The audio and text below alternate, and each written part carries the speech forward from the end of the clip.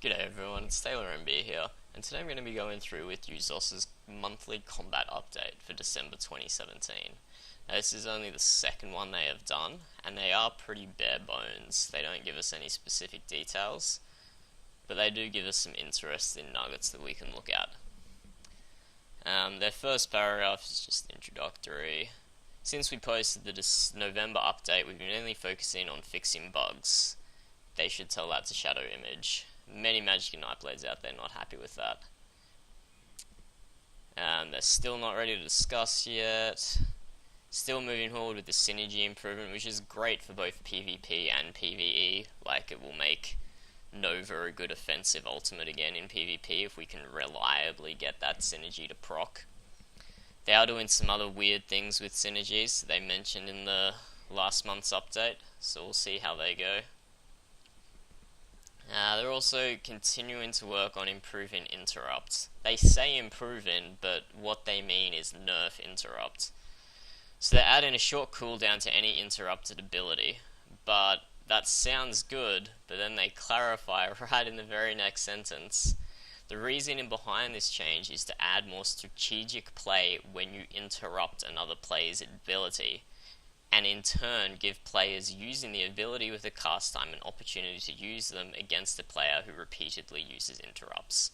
So basically we're going to see you're going to be able to interrupt a Dark Dealing Stamsork, and then the interrupt will have a cooldown and they'll be able to cast it again straight away. So there's absolutely no point interrupting whatsoever. I hope my interpretation of this is wrong, but based on their clarification, it sounds like they want to be able to let people spam Dark Deal, spam Dark Flare, whatever else has a cast time that's actually used. Inevitable Debt is occasionally used in PvP. And honestly, they're probably going to fuck this up. And you're going to interrupt someone who's Resonant Ally, and then they're going to get a cooldown or immunity, however they want to word it, placed on them. So that's probably something they're going to fuck up, let's be honest. Is a reduction in the damage to some charge abilities. I think that's a good change. Like, a gap closer is primarily to close a gap. It shouldn't do decent damage, and all of them already have really powerful bonus abilities. Like, Toppling Charge will interrupt, Crit Charge guarantees a crit, Ambush gives him power, which is huge. So they don't need to do insane damage on their own, because they do two things: they close the gap, and they also give that secondary bonus that all of them have. They're not going to look at shorting the heavy attack cooldown again, well, not yet anyway. And this next section's a little bit interesting. They're looking at ways to improve group combat in Cyrodiil, particularly when groups of varying sizes fight each other. Some specific concerns we've been looking at include not enough effective options to deal damage to clustered groups from afar. I personally do not see this as a problem. You shouldn't be able to park like 12 Sorks or 12 Mage Blades 24 meters away from anyone and blow them up from a distance. There has to be some sort of risk to range builds. So, I don't know where they got the idea this is a problem. I've never seen anyone complaining about it on the forums. It's just... Sure, let's see where they take that one.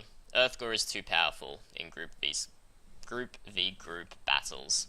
Now this one is obvious, and they're trying to be cute by putting this in here because they knew it was going to be OP, which is why they included it in a DLC, so hardcore PvPers had to farm for it, or at least hardcore PvP healers had to farm for it.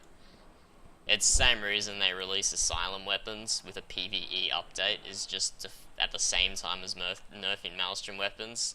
It's just to force PvPers to buy DLC. So it's cute that they put that in there, but we know that they knew that all along. Not enough diversity in ultimate choice. Not really sure where that's coming from. There's only so much you can really do with ultimates. There's probably only like one true utility ultimate, and that's Warhorn. So maybe they're looking at adding some more things like that give buffs rather than they're just pure offensive or defensive, and that could be really interesting. So we'll see where they head with that. That's kind of interesting.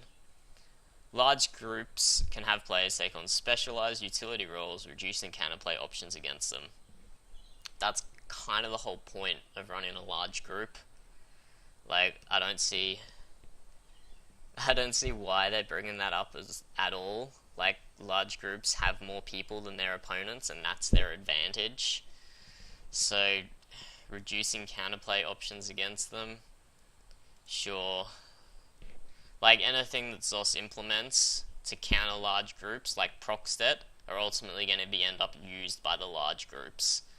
So, it's nice that they acknowledge that, but that's not really an issue because that's just what comes of outnumbering your opponents, is that you can do things like that. So, I don't think that's going to go anywhere. We're still talking about what exactly we'll be doing because they don't have any idea what they're doing. And then PTS, not many class ability changes, set up focused efforts on what they talked about last month. Synergy improvements. Honestly, that is such a basic thing. It should have been working from the get-go, so hopefully it's working flawlessly in the public test server. Updates to cast time and channel abilities. We'll see how that interrupt works, but it's probably going to be absolute AIDS. Block cost changes. Now this one was talked about a bit in the last one, and by the sounds of it, they're looking to add an increased block cost champion point tree. Because as I mentioned in my one of my previous videos about CP and Battleground, block cost is the only thing in the CP tree that doesn't have a counter.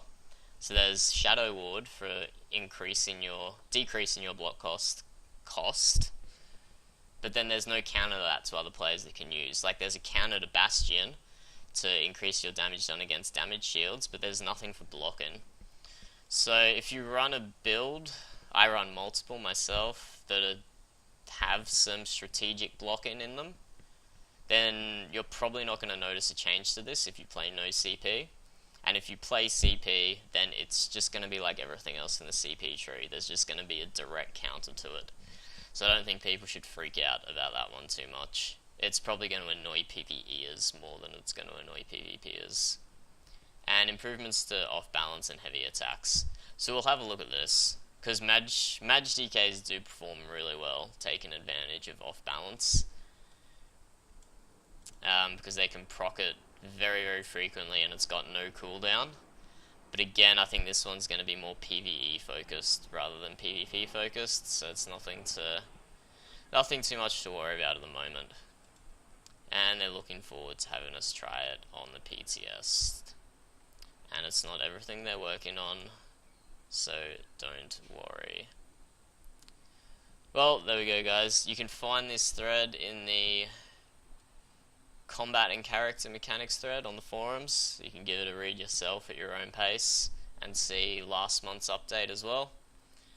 I hope I've been able to shed some light on some of the things they're doing for you guys.